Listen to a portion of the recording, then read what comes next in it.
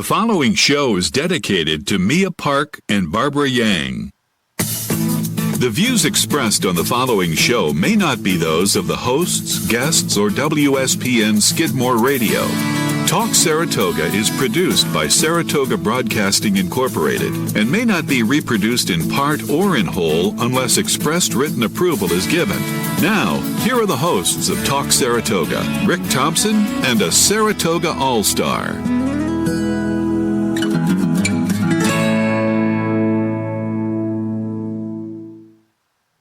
Good morning and welcome to Talk Saratoga. I'm so glad you're with us today. And we have a special guest, as I said before. She's kind of a regular, and I'm glad she's here. She represents a great organization, and that's the Gateway House of Peace. Good morning, Maggie. Good morning, Rick. I'm really glad to be here. Thank you. Oh, I'm glad you're here. I'm always glad you're here. Hospice is certainly a fantastic organization. Both my parents were in it. And why don't you tell us a little bit about Gateway and hospice itself? I can do that. I know you can. There's an awful lot to commend hospice work that people don't know about. The fact that they come alongside people and families in their dire need at the end of what can be a long struggle with a disease. And hospice relies on caregivers, family caregivers, friends, to be with the patient 24 hours a day, 7 days a week for the duration of their terminal illness. And what Gateway House is able to provide is a place for that to happen for people who don't have either the family or a safe living arrangement or the finances to pay for people to come in. We provide that no-cost, loving care that hospice directs so that people are as comfortable and live the best life they can, even all the way to the end. Now, obviously, it's a nonprofit. It is a nonprofit. It is entirely supported by donations and fundraisers because we don't charge, we don't bill, there's no government or insurance payments.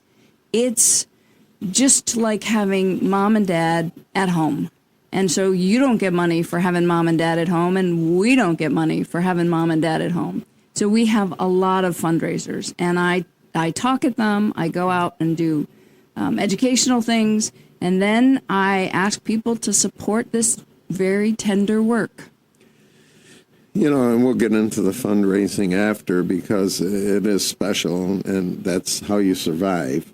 And, you know, in a way, I'm very surprised that hospice doesn't get funding either from the county or the state or federal government grants because it provides such a great service to families. They do provide a wonderful service, and they're very stretched. And when I say they, it's because we at Gateway House are separate. We work with them. And Gateway is, because as Rick said, we're not a medical facility. But hospice provides medical care, and they do get compensation and reimbursements, but they're able to manage about 3 hours of personal care a week. And they can't do it all. They don't get funding for 168 hours a week. And so that's why a place like Gateway is able to provide that extra step. Now, diagnosing terminal illness. I know you have to be terminally ill to get into hospice because it can't be like a living arrangement like Wesley is, and unfortunately. But so how does one get diagnosed for having a terminally ill or terminal illness that you can accept? That is a great question, and I think it's one that our medical facilities, our doctors all struggle with because they're designed to keep giving care and to work toward a cure. So when they determine that all avenues for a cure are, extinguished, the doctor will work with some special palliative care teams to determine what the diagnosis is. If there's really nothing more they can do to prevent the end from coming, hospice takes people for about 6 months, and then they'll reevaluate. If the situation hasn't changed, then they continue their care. At Gateway House, we don't have as long a window. We can care for people for 3 months or less because of the fact that we are solely dependent upon donations. We like to help as many people as we can. Oh, yeah, and it's not a huge facility. We have 2 beds, that's right. 2 beds. Yep. No, we talked about the area I come from down in Gloversville. Both my parents were in Mountain Valley Hospice, and we talked before the show. I love that area. It's a lot different now than it was when I was growing up, but to have a facility like that down there and not up here is kind of surprising. Because they do have more rooms, and it is both my mother was in for 7 months. My father was in for a couple weeks. I mean, he was terminally ill when he went in, and it seemed down there and talking with some of the staff that's about the average time is a couple weeks, a week or two that the patients stay. I think that's about right. Our facility, our home, sorry, don't get confused there, right. Has an average stay of about 28 days, which means that many people will pass within that week to 2 weeks. And then there are those outliers that are there for the 3 months. Yeah. And Mountain Valley has a sort of a different model because they are actually hospice. So they have the whole team of hospice, the doctors, the nurses, the clinicians, and all the medical personnel on staff. And they also have the ability to be the ones that are doing the home visits. Right. And so they know who is best in need at the very end. And they do have more beds. The community support homes that Gateway is a model of operate with hospice. And so hospice does all of the outside things, all of the home visits and all of those. And then when they find that they don't have enough resources within the family, they look for a community support home like Gateway. There are 3 others in about 10 counties. So there's not a lot of beds. No. Now, if I'm not mistaken, hospice charges. Hospice does. They get and so does the Mountain Valley because they are a hospice facility. Right. They're not able to fundraise in the degree that these community homes are for that personal care. All the medical care is covered in one way or another, but that personal care, the visiting, the health, the social aspects of dealing with a diagnosis that's terminal, having people to hold your hand or to sing or to watch a television show with you or to help with toileting. Yeah. That's not necessarily a medical fee, right? You can't charge people for that. Right. And so that's where there's a balance. People need all those things. They thrive when they have those caring people, but that's not something that hospice can charge for. Sure. No, I mean, and I don't mean this in a negative way, but and I just mean this as an operations standpoint. It's a losing situation because without the funding that you should be getting, even hospice or Gateway, it's a difficult thing.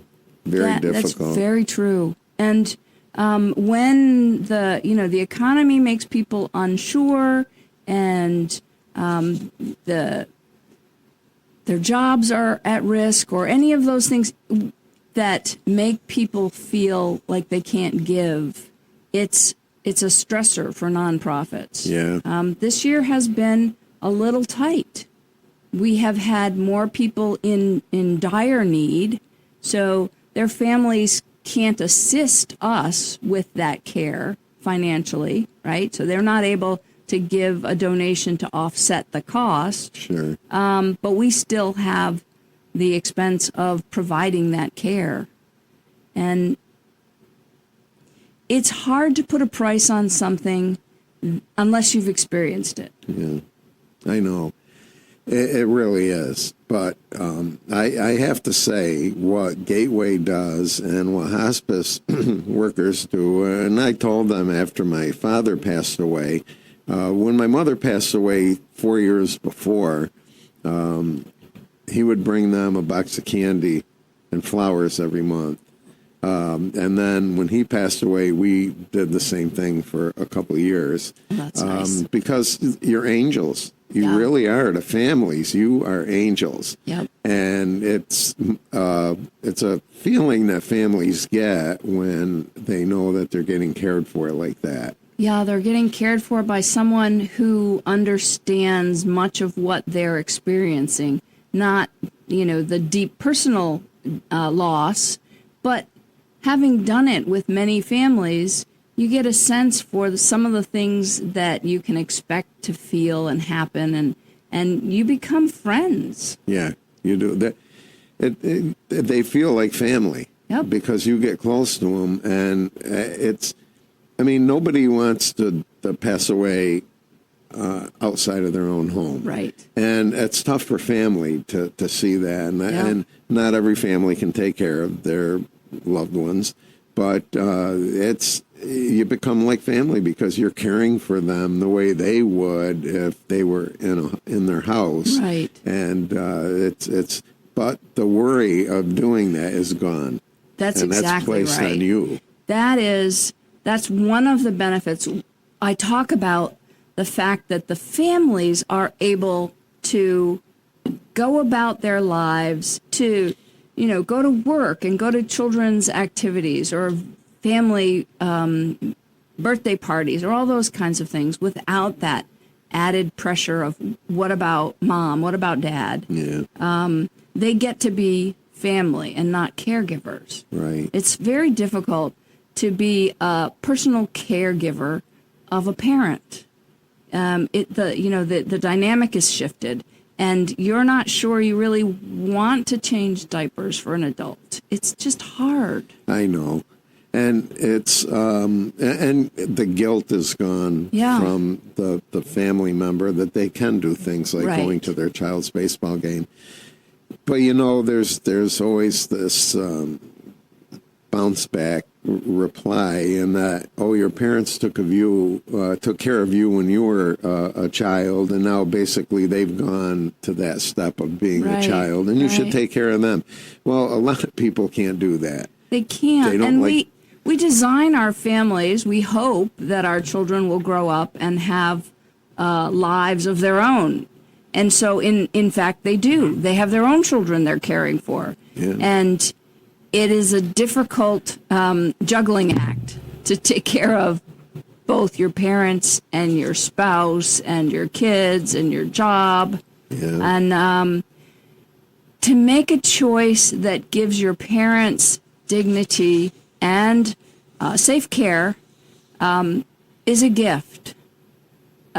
Your parent then also, or your spouse, or, sometimes it's your daughter or your son, they get a sense of relief because they know now that their loved one doesn't have to worry about them anymore. Yeah. And it's as much a gift to the family and to the person who has the diagnosis. It works. It's a win-win. Oh, yeah. Right, because the patient feels so much more comfortable knowing that someone's there 24 hours taking care of them and making sure they get fed. I think I may have said this before the show, but a good friend of mine who I grew up with She lost her mother. And it happened that her parents were my parents' good friends. And I kidded around with her because she's maybe 3 or 4 years younger than me, that I babysat her when I was 12 years old and she was 8. And her and her brother, and we got a kick out of that because I hadn't seen her for years, and she worked at the track this year. Her husband passed away in the spring, and she wanted to keep busy. And she lives in Florida, but she comes up here in the summer. And, just before the meet ended on Labor Day, her mother was she had been in hospice for maybe a week. And she started taking a turn for the worse. So it was a matter of time. And she texted me yesterday that she passed away. But she said in those 2 weeks, what they did for the family was awesome. And I was telling her about it, and before I said, maybe it's time that you talked about putting her in hospice care. And she ended up doing that. So that's what infuriates me the most, is that you can't get money, that you have to rely, Gateway does, because as you said, there's different levels of the care. There's hospice and then there's Gateway and organizations like you, that you can't get some money. I mean, it really infuriates me. I would love it if there was, a magic button where I could just press it and say, all right, we need more funds. I would love to be able to pay my staff more because they are angels. They really devote a lot of time and emotional care. And yet, we've been here 11 years. People see the value of what we do, and they want to participate in that. It's a nice thing to be able to do, whether you make a small monthly donation that adds up, or you're able to sponsor an event because your business wants to advertise that they support this kind of community work. And it just, 11 years is enough to establish that we're going to be here for a while. Oh, definitely. And with the leadership that you provide, I have no doubt that that's going to happen because you're so dedicated, and you're a top angel. Oh, well, thank you. You really are. No, it comes from the top in that situation, and good leadership makes the staff, because you have a lot of volunteers too. I do. I have volunteers. There are enough slots. Let's see, it's 3 times 7, 21. 25 volunteer slots every week. That's a lot of volunteers. It is. And then, our thrift shop is entirely staffed by volunteers. Yeah. And so that's another 35 hours a week. Yeah.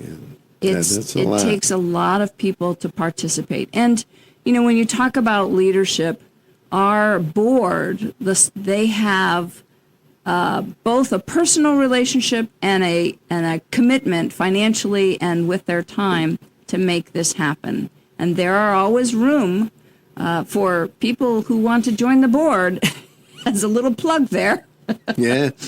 I just got a text from someone how to make, I know you have a terrific website, but how to contact Gateway if they have a need. They must be going to have a need. This friend of mine that we have a contact page right there on the website, and they can use that. They can also just call because we're open and staffed 24 hours a day. Even if I'm not there, they can just leave a message, and you have that number on our website.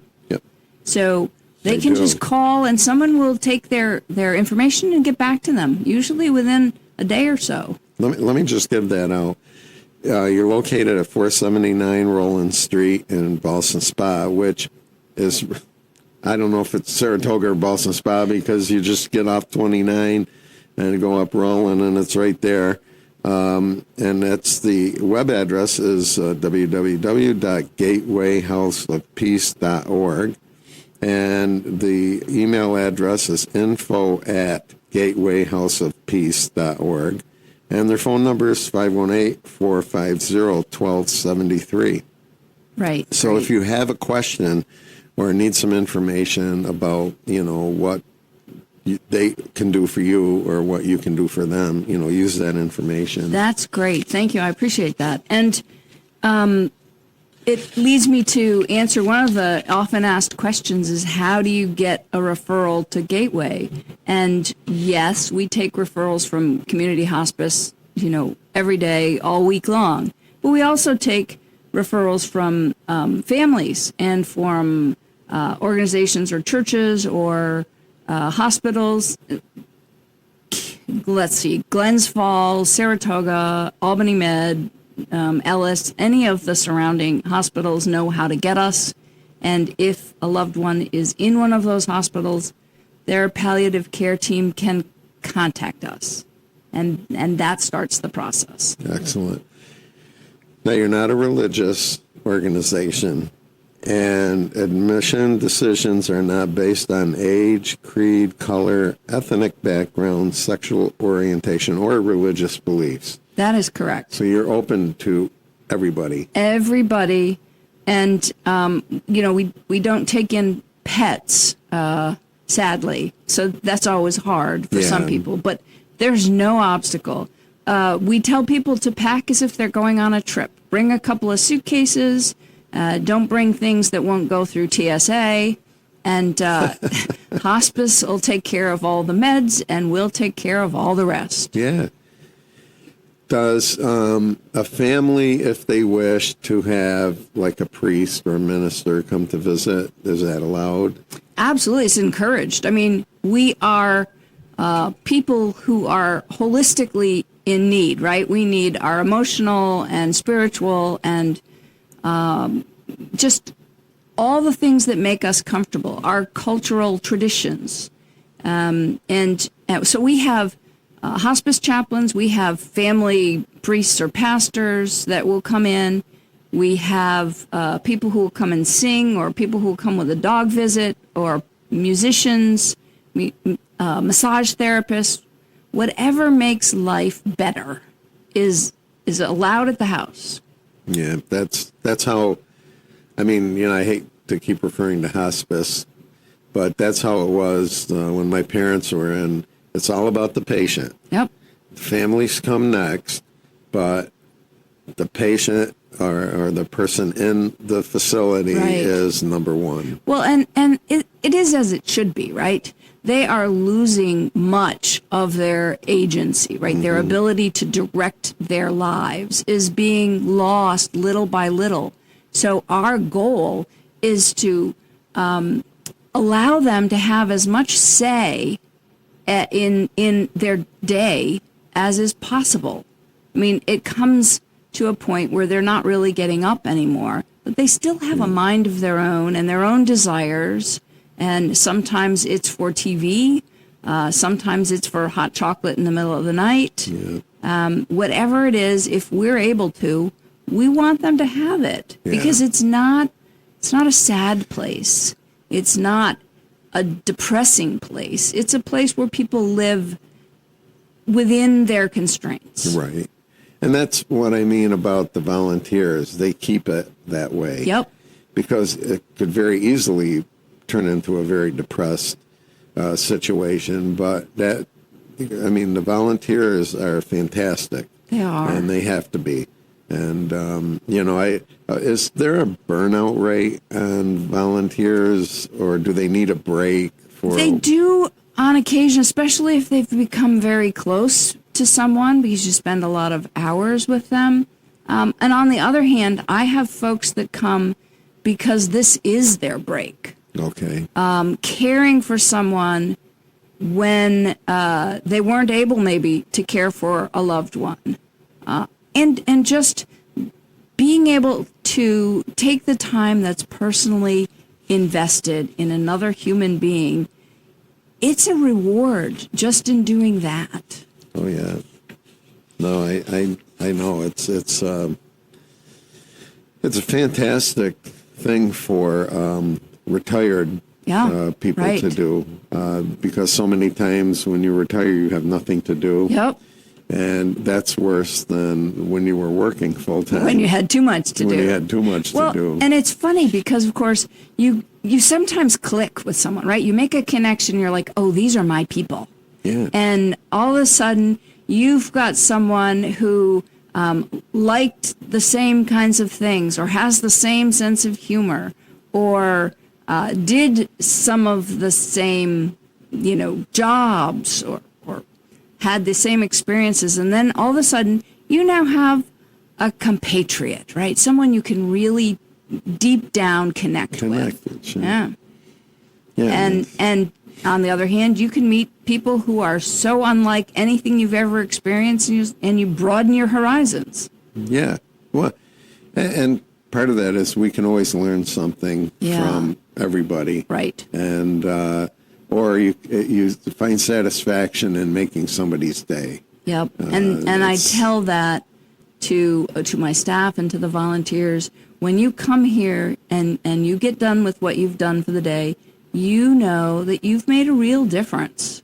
That's not something you can always say. Sure. Even in a regular day, right? But to know that you made someone or the house better in a way that no one else could have. Mm-hmm. Now, what are the steps to become a volunteer? Someone may say, oh, I could never do that. The training must be hard to go through. What is let's say I want to volunteer. I know nothing about taking care of people. What training do you provide so that they know what to do, how to act, and that? That's a good question, because there is this sense of fear maybe, or hesitation. And so we have just taken on a volunteer coordinator, and she's fabulous. So she'll meet directly with the potential volunteer, and give them a tour, and then ask the kinds of things they like, because it may not be that they want to do that personal care. We have a spot for people to do what we call house ops, to care for grocery shopping or cleaning the bathrooms or any number of other things that make the house run. So there's an initial meeting, there is quarterly trainings, there is a personal onboarding, so you shadow someone and you figure out, do I like this? Do I want to do it? And then we ask for one shift a week. So for 4 hours, you can say, all right, I can do this for 4 hours. There are special projects that happen, and those are nice ways to get your sort of your toe in, test the waters just a little bit, so you can come and do a special project like help with a fundraiser. Mm-hmm. And then you meet the people and you think, oh, these are people I can relate to. I like these people. They're not scary people. Well, that's neat. So there is a place for everybody if you want to help out. Yeah. And, obviously we put this up on the internet, and if you belong to an organization or know people that you can get together to make a donation, do it. And yes, maybe invite Maggie to one of your meetings to give a brief overall of Gateway, because she's always willing to do that to get money. I am, thank you, yes. Or make Gateway more pronounced in the community. Right. Do you take people from outside of Saratoga County? That is a question I get fairly often. Because we're a community support home, people think, oh, that means only somebody in Saratoga. Mm-hmm. And that's not the case. It is primarily people from Saratoga because their family and friends are nearby and they want their loved one to be nearby. But as I said, we get referral questions from all over. One, because there's not a lot of options for people in the area. And two, because we have a great home. We have a great facility. And so it's probably predominantly Saratoga County. just for logistics, for travel, for visiting, for all those kinds of things. But we don't stop someone if they have the need and we have a bed. Right. It's amazing how Saratoga County has grown over the years. And Saratoga is a big county. It is. And it's grown over the years, especially Saratoga Springs and the Clifton Park area. And there's not a facility like yours that is large. No, that's right. There's not. There are wings in the hospital for palliative care, and they're designed for symptom management, and they don't have the funds to hold people there for longer than a few days. So the choices that a family has to make are difficult. And if I have 2 beds and there are 2 beds at Mary's Haven, that's 4 beds in Saratoga County. That's 4 beds in a county that has how many hundreds of thousands of people? Oh, my gosh. Yeah, more than that, probably. It's one of the largest populated counties upstate. Right, exactly. And that's almost embarrassing when you think about it. I was out in Buffalo earlier this year, and I went to visit a home care, facility like ours, a community support home. They have 2 beds. Their county has 450,000 people in it. Wow. That's it. 2 beds and 450,000 people. I mean, that's scary, actually. It is scary. I mean, it's scary right here. And I'm not sure that Saratoga County has 450,000, but they have. I mean, it's a large county. Yeah. I'd love to. I wish I had that number to get online to see what the population was. But yeah, that's kind of awesome when you think about it. It's terrible. Right. And Schenectady County, which is even larger population because it's got a larger city, only has 2 beds. And Really? then Washington County has 2 beds. Washington County is huge geographically. Yeah. And there's not one in Warren. There's not one in Rensselaer. There's not one in Albany. Albany, let's face it, is even bigger. And there's not a comfort care home there. Comfort care home.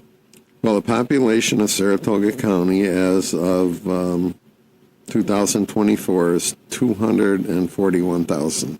So we have 4 beds. You have 4 beds available, which explains why you got a text for someone wondering how can we get a referral. Sure. And why we have referrals every day from hospitals and families. Yeah. Albany County only has 101,000. You're kidding. That's what it says here. That's amazing. I thought it would be more. Yeah, me too. But Saratoga County, I think, is the people don't realize this. I mean, we go all the way up to South Glens Falls, down past Clifton Park, right, out to Washington County line, and down to Fulton County line. Yep. I mean, that's huge. It is. To have 2 beds is embarrassing. I'm sorry, but. And there's not, I mean, I don't see that changing anytime soon. As you said, No. there's not really money in it. No, there right? isn't. It's not a money-making proposition. This is a nonprofit, not that it's not worthwhile. It's just that how do you evaluate that? How do you put a cost on it so that someone says, oh, yes, I want to put my money there? Because there's no return other than goodwill. Right. Yeah, like you said, there's no money in it, and so you're low on the radar.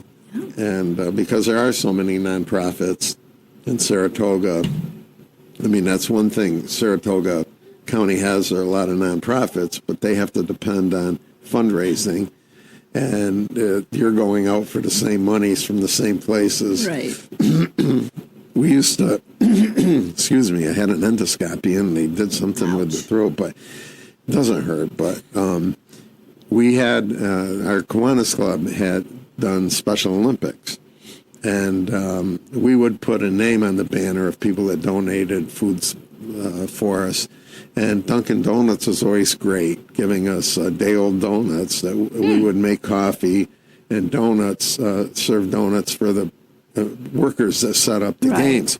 So I said, oh, don't worry, we'll put your name on a banner. And he said, please don't. He said, we get so many requests. Yeah. He said that we're happy to do it, but, you don't have to advertise this. Right. Which well, is good. And it's hard to say no when it's a cause that is worthy. Yeah, really. But there are only so many dollars in anyone's pot. Well, sure. And that, if when you have one of the fundraisers, that may be a outfit that you can approach to donate some donuts for. Right. In-kind donations make up a large portion of nonprofit budgets, and they're invisible, really.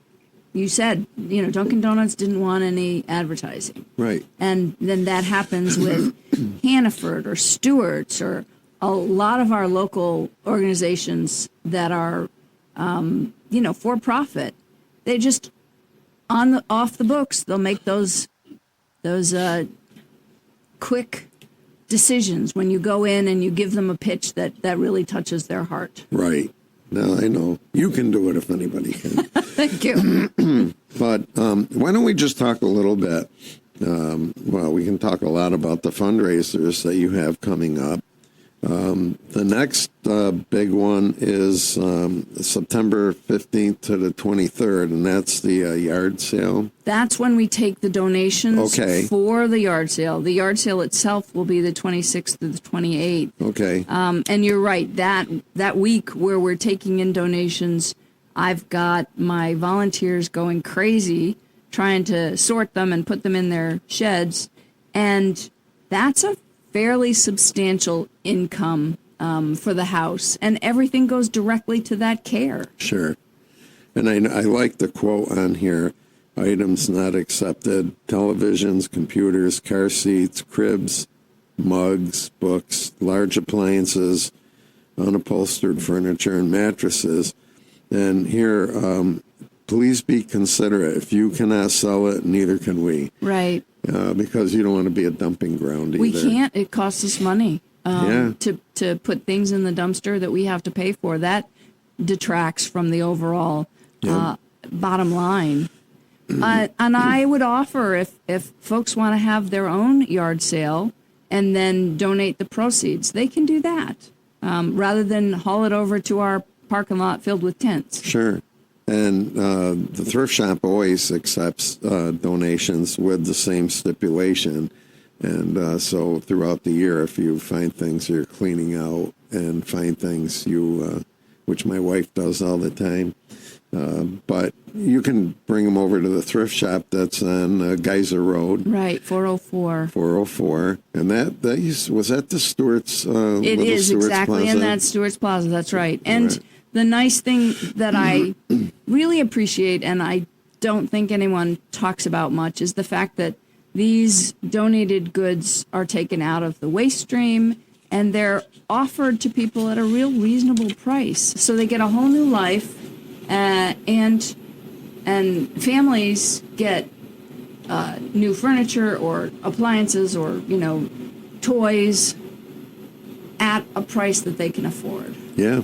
So it's like a three-way win. Oh, Plus, definitely. Gateway gets the funds to support this work. Oh, definitely. I know people that love going there because you can find some things that, it's everybody thinks, well, I don't need this anymore. I'm going to get rid of it. But there's always somebody that wants that. Yeah. There's always, always finding garage sales or people are getting rid of stuff, but that may be a treasure to you. Just right. Yep. And so that thrift shop, speaking of, we are in the process of looking for a new manager there. That is a paid position. Right. And it's somebody who gets thrifting, who gets the mission of Gateway and wants to participate in that.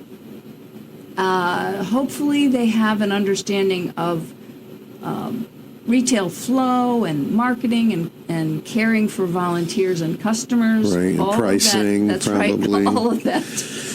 It's not me. No, my gosh, you can't take any more on, Donations are still accepted Tuesday, Thursday, Friday, and Saturday between 11 a.m. and 3. Yes. And those are the hours of the thrift shop? The shop is open from 10 to 4. 10 to 4, okay. So that gives them a little bit of a window. This month of September, because we're gearing up for the yard sale and we're looking for a new manager, they have slightly altered hours, but they're all posted on Facebook and on their social media pages. Okay. How And about they your can just call. website? That's right. Yeah, on your website too. Yep. Yeah. Well, that's great. Here again, it's a great position for a retired person It's perfect. that is got that dedication to want to help. Thank you. Yeah, That's right.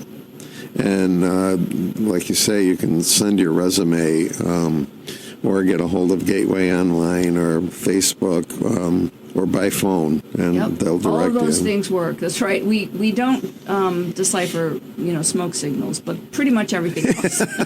Well, you have to get somebody, a manager that can decipher smoke signals. Right. I might have to. And but okay, so we got that. Then we have a fundraiser in October. Yep, Big Tony. If anybody knows Big Tony, he does a grand barbecue. Okay. And so he's going to come in, and we'll have barbecue chicken dinners with all the sides. Yeah, baked potato, corn, and dinner roll. Yep, and it's just simple. Go online, reserve your spot. We will have some the day of, but how much easier is it to know that you've already ordered it? You could just roll up, and somebody will hand you fresh, hot food that you don't have to cook, and you can go home and eat. Now, do you have a price for that? I didn't find that on the website. If you can't, we can announce it. 15? Yeah. All right.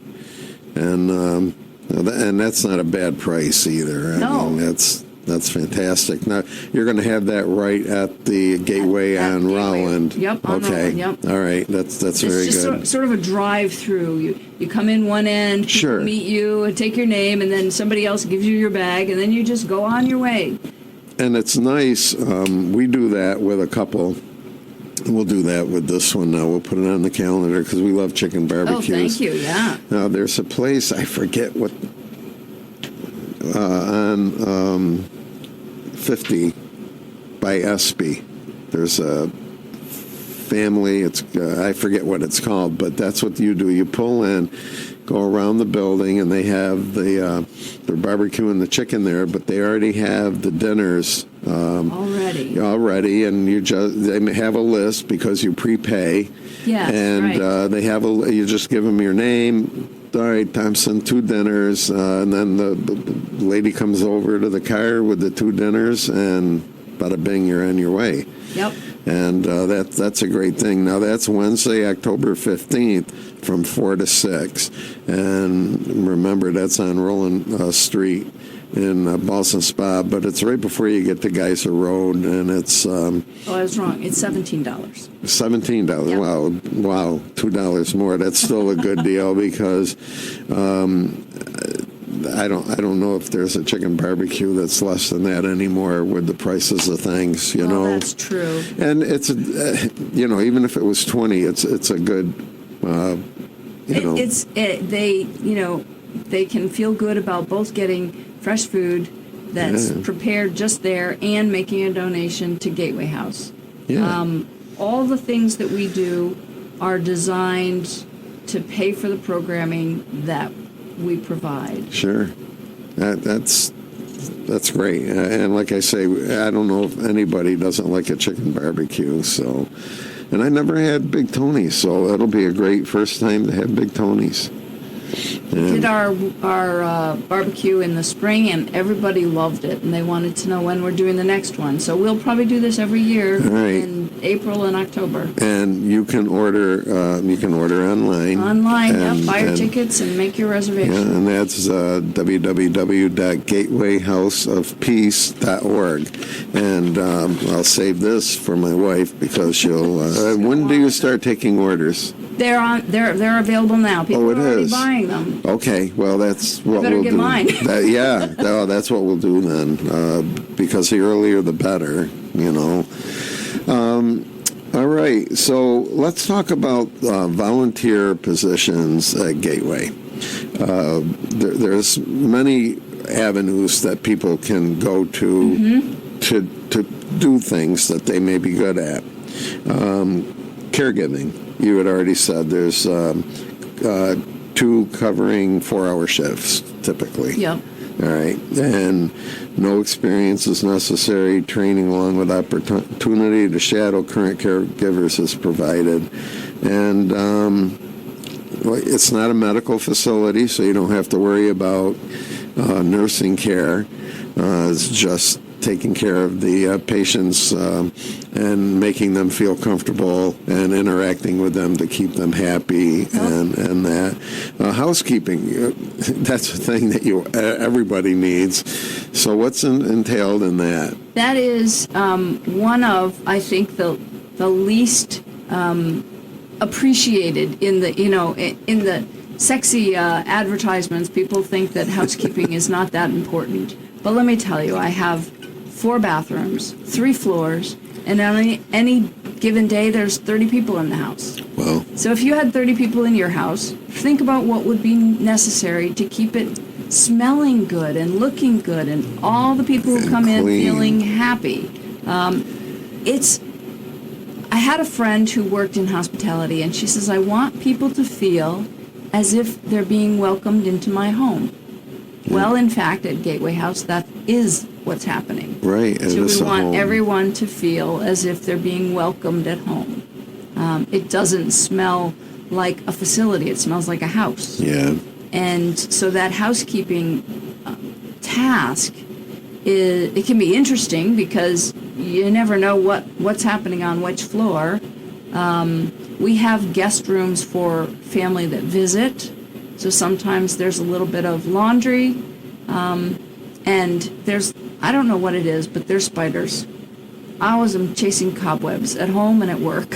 Yeah, no, I know. And nobody wants to live in a Halloween set. No, they don't, except maybe the end of October. But no, housekeeping is very important. And like you say, you don't want it to be like a facility. Right. You want it to be like a home. And really, there's really no need to be to have it be a daunting job because it is a home. Yeah. And There are no strict regulations. There's no checklist. There's nobody going to come back behind you and say, hey, you didn't wash that floor properly. Right. Everyone is going to look at you and say, oh, thank you so much. Yeah. Thank you for doing that. Yeah. You get a lot of gratification for both having done the job and for knowing that it matters to the people who are there. Sure. Now, you do have a housekeeping manual just for them to refer to. Yep. And that's great because it's always good to have like a checklist so that you can keep up. And we have all of those supplies, many of which are listed on our Amazon wish list, and people can and do donate them to the house. And so we always have the supplies available for that kind of work. Let's face it, everybody uses paper towels and hand wipes and all the things. Yeah. Another aspect, which is probably only from spring to late fall, is gardening. Yes. And we have an extensive property, front yard, backyard, side yard, and we've got beautiful planted gardens. We have a volunteer who mows the lawn. She came yesterday and said, I don't need to mow the lawn. There's nothing growing. Yeah. But there's weed whacking, there's weeds, there's planting bulbs and flowers in the spring and mulching. In the fall, they'll do some leaf cleanup and trimming. In the winter, we have people who will come and plow and do the sidewalks. Oh, that's nice. I mean, it takes a village to make the house work. Yeah. Well, I mean, and that's good for someone to have if it snows, shoveling the sidewalk, or, if they bring a snow blower and the driveway, that's a huge, huge benefit. It is. Because I'm sure you're in and out, you have people in and out of there all the time. So And we want it safe. Yeah, definitely. We want the staff to be able to come and go, but we want the family to be able to visit. We never want to restrict their visitations. Right. Meal preparation. That is a great thing. When I say I want the house to smell good, I like people to come in and make cookies. Yeah. You know, but meal preps, making small meals and putting them in the freezer for instant use, is a big gift. Oh, yeah. I mean, everything may seem small to people, but they're big. Especially when your world is constricting, and so everything in it then becomes much more valuable. Sure. Now you have, what's the other? There's The gotta other, be. well, I have a handyman on call, and he'll Okay. come and he'll hang a closet door or put up a sign or change light bulbs. I mean, there's a lot of those other things. And they don't all happen every week, but something does. Yeah. Oh, yeah. I'm sure there's. A hinge squeaks or a doorknob needs to be adjusted. All those little things. Now, you also take the ways to donate is it's a simple donation to help Gateway. You also have a pledge that someone can maybe donate a certain amount every month. That is something I would love to grow. I do it myself, right? I make a commitment to spend a small amount every month over the course of the year. It adds up.